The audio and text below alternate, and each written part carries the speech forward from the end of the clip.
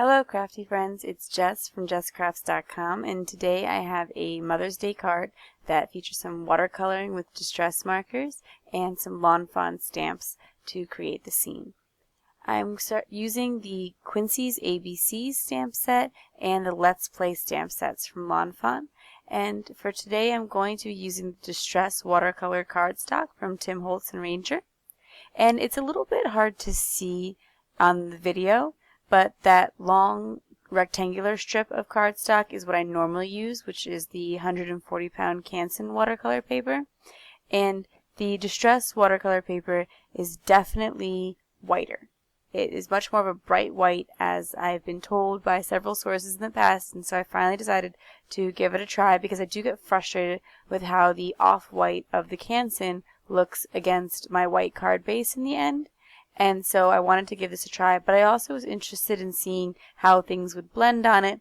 There's a textured side and a smooth side to the Tim Holtz watercolor cardstock, and I found that the textured side is a little too textured for my taste in terms of coloring solid images, but that the smooth side did work pretty good for coloring, and it particularly works really well with distress markers, which was something I'd had trouble with in the past, and I'll talk a little bit about that when I'm doing the coloring.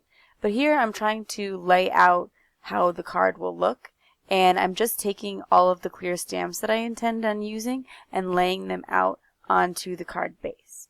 I'm going to be doing my sentiment stamping directly onto this card base, which is cut with the stitched rectangle die from Lawn Fawn.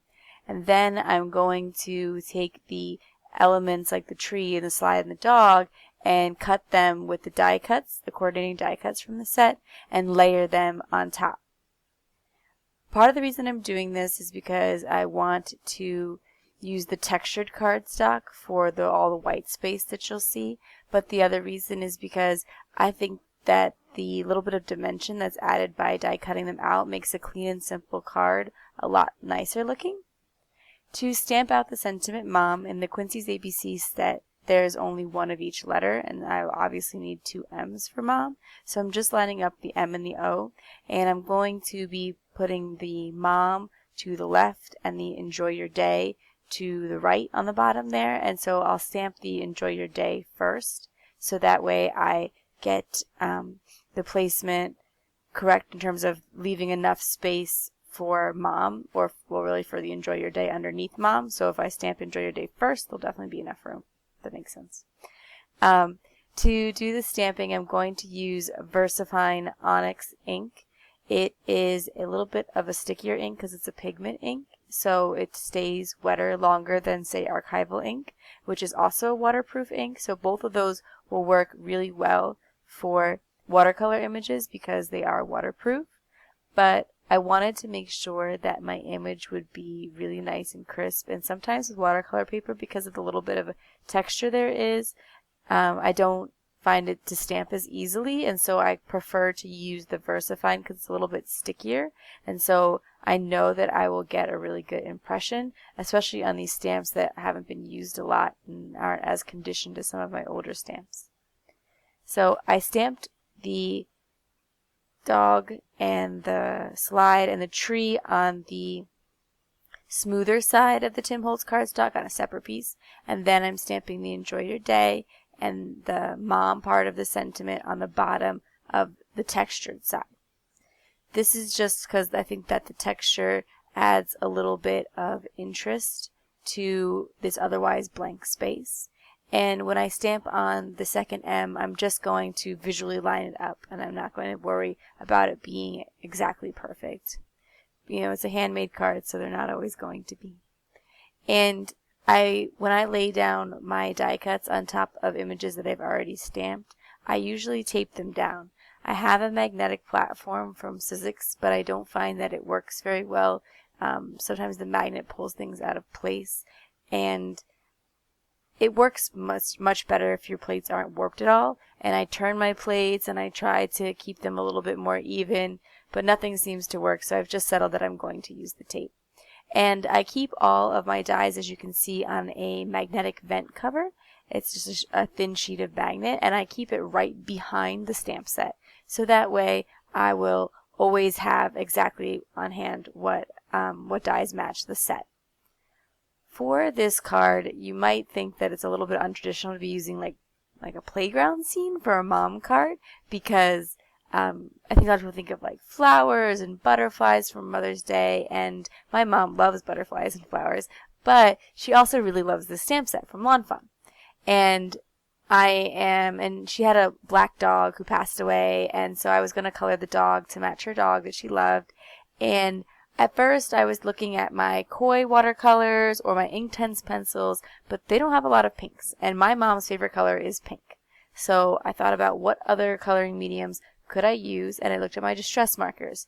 And in the past, I've had some issues with my distress markers, because when you color directly to the watercolor, the Canson watercolor paper, it absorbs the ink really fast, and so I can't really spread the color around, and I get these really distinct lines. But I decided to give it a shot on this new watercolor paper and see how it went. And I found that with the Tim Holtz watercolor cardstock, if you color the marker directly on, it doesn't absorb into the paper as quickly, and you can actually blend it out and get a look that is similar to the look that you can get with alcohol blending markers. Actually, it kind of reminds me of the smoothness of the blending that you can get in those situations.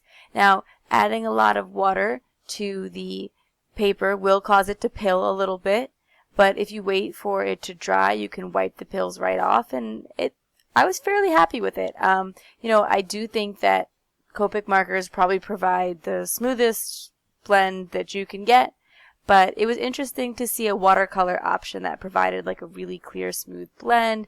And I had previously kind of avoided my distress markers because I didn't like having to scribble onto the block and then coloring, because I felt like, well, I could just put my distress ink onto the block and blend. Like, why do I have to have these markers? But having this option of being able to use the Tim Holtz watercolor paper and the markers directly to paper was really appealing to me.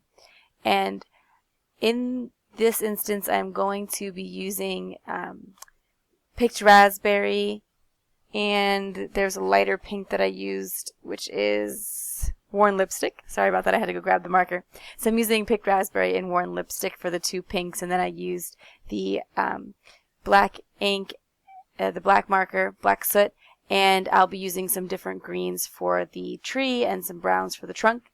With the mom letters, to create that ombre effect, I put down the picked raspberry on the bottom, then I put some of the worn lipstick right over it, but left the very tops of the letters clear, so that way they would blend out a little bit lighter, and that helped me to get a pretty good blending effect there. With the tree, I used some mowed lawn and peeled paint, and like I did before, I put the mowed lawn, which is slightly darker, down first. Then I put some peeled paint, but left the top of the tree white, blended it out, pulling the color up into the top of the tree to create that smooth blended look that you see. And I used gathered twigs and vintage photo for the browns in the tree, again pulling the darker colors, in this case from the top and the bottom, and then down. And I'm going to adhere my elements on now, but I felt that when I colored the dog, the eyes had a little bit of the watercolor paint over them and had dulled, and I wanted to make sure that they were nice and bright, so I just traced them over with a black marker. You can do that anytime you feel like your lines of your image were dulled, especially because you use that VersaFine ink, which is a really dark ink. When you color over it, you can lose that really good crispness of it.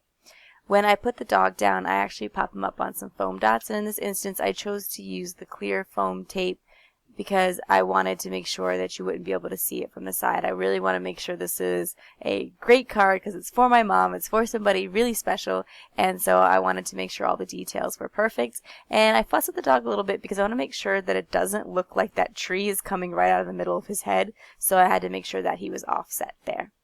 And so I'm going to put that on a pink card piece of cardstock as a mat, and then onto a white card base, and that's it for my card today. If you enjoyed this video, you can give it a thumbs up. If you're interested in more crafty videos, you can subscribe to my channel. I'm going to leave you links to the products in the video description below. Thanks for watching. Bye.